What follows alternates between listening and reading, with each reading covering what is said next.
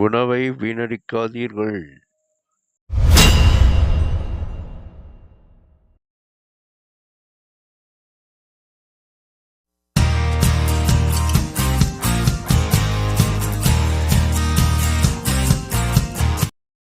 Hi viewers and subscribers.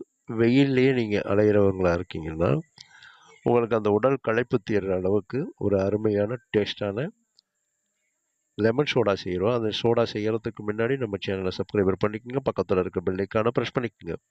இந்த lemon soda அவ்வளோ டேஸ்ட்டாக இருக்கும். திரும்ப திரும்ப சாப்பிட்ற மாதிரி இருக்கும். அந்த லெமன் சோடா செய்கிறதுக்கு ஒரு நல்ல பழமாக இருக்கக்கூடிய எலுமிச்சம்பழம் எடுத்துக்கோங்க. இந்த எலுமிச்சம்பழம் பார்த்தீங்கன்னா ஒரு சோடாவுக்கு வந்து பார்த்தீங்கன்னா அரை பழம் போதுமானது.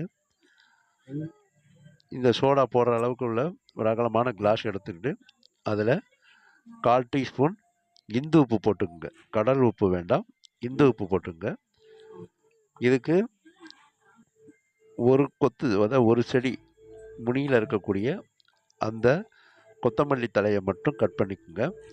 இது நல்லா பார்த்தீங்கன்னா நல்லா வாசமாக இருக்கும். ரொம்ப போட வேண்டியதில்லை. அந்த ஒரு 4 இலை மட்டும் எடுத்து இது மாதிரி சின்ன சின்னதாக கட் பண்ணி அந்த உப்போடு சேர்த்துக்கிறோம். சேர்த்து நல்லா சப்ஸா சீடு வந்து பார்த்திங்கன்னா ஊற வச்சுருப்போம். அந்த சப்ஸா சீடு சேர்த்துக்கிறோம். இது சர்பத்துக்கு சேர்ப்பாங்க. அதே போல் நம்ம வந்து இது லெமன் சோடாக்கெல்லாம் சேர்க்க மாட்டாங்க. ஆனால் இது லெமன் சோடாக்கெல்லாம் சேர்க்கும்போது நல்லா அந்த வெயிலில் அலைஞ்சிட்டு வரும்போது அந்த உடம்பு சூட்டை வந்து நல்லா தணிக்கும். அதுக்காக நல்லா இதை ஊற வச்ச சப்ஸா சீடு 2 டேபிள் ஸ்பூன் சேர்த்துக்கிறோம். இது கூட பார்த்திங்கன்னா நல்லா பாதாம் பீசன்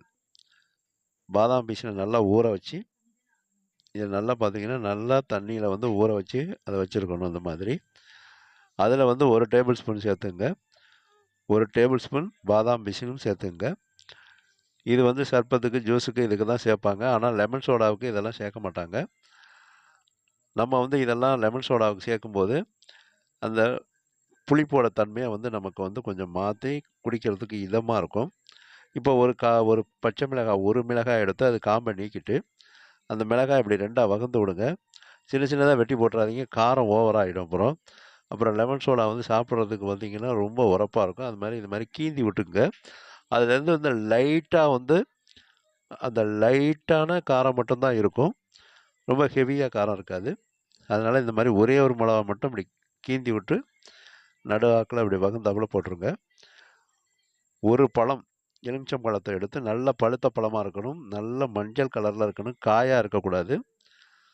அது ஒரு மாதிரி பார்த்திங்கன்னா உங்களுக்கு அந்த தோலில் இருக்கக்கூடிய அந்த ஒரு காரத்தன்மை வந்து அடிக்கும். வந்து இந்த பழத்தை வெட்டி இந்த எலுமிச்சம் பழத்தில் இருக்க விதையை அப்படியே நீக்கிடுங்க. விதையை நீக்கிட்டு இந்த மாதிரி விதையை எடுத்து விட்டுருங்க. விதையை எடுத்து விட்ட பிறகு இந்த அரை பழத்தை அப்படியே அந்த கிளாஸில் பிழிஞ்சிருங்க. அந்த உப்போட அந்த கொத்தமல்லி தழை, பச்சை மிளகாய் இதெல்லாம் போட்டிருக்கோம். இதோட பிழிஞ்சிக்கிறோம். நல்லா இது மாதிரி பிழிஞ்சிக்குங்க. பிழிஞ்சிட்டு அதை வந்து கிளாஸோட ஓரத்தில் வச்சு அப்படி இழுத்து விட்டிங்கன்னா அந்த அந்த சோலையெல்லாம் பார்த்திங்கன்னா அப்படியே அது மேலே வந்து உங்களுக்கு அழகாக வந்து இருக்கும். பார்த்திங்கன்னா உங்களுக்கு இந்த மாதிரி அதை நல்லா சுத்தமாக பிழிஞ்சிட்டு இதில் அப்படியே வெள்ளரிக்காயை சீவி ஸ்லைஸாக சீவி ஒரு 3 பீஸ் போட்டுங்க. இதுவும் அந்த எலுமிச்சம் பழத்தோட அந்த புளிப்புத்தன்மையை நல்ல மைல்டாக இருக்கும், உங்களுக்கு சாஃப்டாகும். இப்போ சோடா வந்து பார்த்திங்கன்னா ஒரு சோடா நல்ல கேஸ் உள்ள சோடாவாக உடைச்சி சுடக்கும் போது கொஞ்சம் கவனமாக உடைக்கணும், இல்லைன்னா மேலே அடிக்கும். இந்த மாதிரி அதை சேர்த்துருங்க. அந்த உப்பு, கொத்தமல்லி தழை, வெள்ளரிக்காய், பச்சை மிளகாயோட சேர்த்து இதை நல்லா மிக்ஸ் பண்ணுங்கள். நல்லா பொங்கி வரும். நல்லா மிக்ஸ் பண்ணிவிட்டு இந்த மாதிரி மிக்ஸ் பண்ணி விட்டுடுங்க. மிக்ஸ் பண்ணிவிட்டு இதில் எலுமிச்சம்பழத்தை லேசாக இது மாதிரி சீவி போட்டுருங்க. சீவி போட்டு அதையும் கலக்கி உள்ளே தள்ளி விட்டுருங்க. அப்படியே கலக்கி விட்டுருங்க. அது உங்களுக்கு நல்லா பார்த்திங்கன்னா அழகாக இருக்கும். ரொம்ப புளிப்பு குறைஞ்சிச்சின்னா, நம்ம இதெல்லாம் போட்டிருக்கிறதுனால புளிப்பு குறைஞ்சிச்சின்னா அது வந்து அந்த புளிப்பு அப்படி லைட்டாக தூக்குனாப்பில் கொடுக்கும். உங்களுக்கு அந்த உப்பும் எலுமிச்சம்பழம் இந்த காரம் இதெல்லாம் சூப்பராக இருக்கும். இது கூட வந்து மேலே ஐஸ் போட்டுக்கோங்க. கீழே வந்து ஐஸ் போட்டு கலக்கி எடுக்கக்கூடாது. அந்த லெமன் சோடாவோட அந்த அந்த புளிப்போட தன்மை கொஞ்சம் மாறி போகும். அதனால் மேலே போட்டு லேசாக உள்ளாக்க அப்படி அழுத்தி விட்டால் போதும். ஒரு 2 கியூப்ஸ் போட்டுங்க. போட்டு இந்த மாதிரி அதை உள்ளே அழுத்தி விட்ருங்க. நமக்கு வந்து அப்போ வந்து அந்த லெமன், இந்த சால்ட் இதெல்லாம் சேர்ந்து உங்களுக்கு இந்த ஜில்னஸும் உங்களுக்கு லைட்டாக இருக்கும். இல்லைன்னா உங்களுக்கு அந்த புளிப்பு தன்மையெல்லாம் மரத்தாப்புல தெரியும். அது அவ்வளோவா டேஸ்ட்டு தெரியாது. இந்த மாதிரி அதை நல்லா மிக்ஸ் பண்ணி விட்டு, அதில் நீங்கள் ஒரு மேலே கார்னிஷுக்கு ஒரு எலுமிச்சம்பழத்தை, கால் பழத்தை வெட்டி அப்படியே வச்சுருங்க.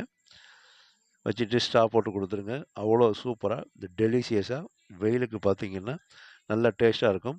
இது திரும்ப திரும்ப பார்த்தீங்கன்னா, ஒரு சோடாவுக்கு பதில் 2 சோடா அது மாதிரி கேட்டு வாங்கி சாப்பிட்ற அளவுக்கு இருக்கும். அந்த புளிப்போட தன்மை நமக்கு தொண்டைய வந்து அறுக்கிற மாதிரி எல்லாம் இருக்காது. நம்ம சப்ஸா சீடு, பாதாம் பிசின்லாம் சேர்த்துருக்கிறதுனால அவ்வளோ ஹைலைட்டாக இருக்கும் அது.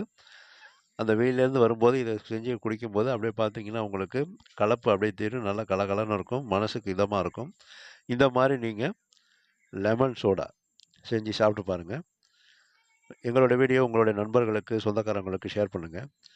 அதேபோல இந்த லெமன் சோடா உங்களோட கடைகள் வச்சிருக்கவங்க, தெருவோர கடைகள் வச்சிருக்கவங்க, சர்பத்து கடை வச்சிருக்கவங்க, திருவிழாவுல கடை வச்சிருக்கவங்க, இந்த மாரி கடை வச்சிருக்கவங்களுக்கு கமர்ஷியல் ரீதியில நல்லா பார்த்தீங்கன்னா வருமானம் வரும்.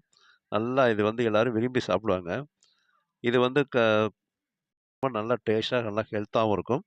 இந்த மாரி நீங்களும் லெமன் சோடா செஞ்சு சாப்பிட்டு பார்த்துட்டு எங்க வீடியோவை லைக் பண்ணுங்க. எங்களுடைய வீடியோவை பார்க்கும் அனைத்து வியூவர்ஸுக்கும், சப்ஸ்கிரைபர்ஸுக்கும் மனமார்ந்த நன்றியினை தெரிவித்துக் கொள்கிறேன்.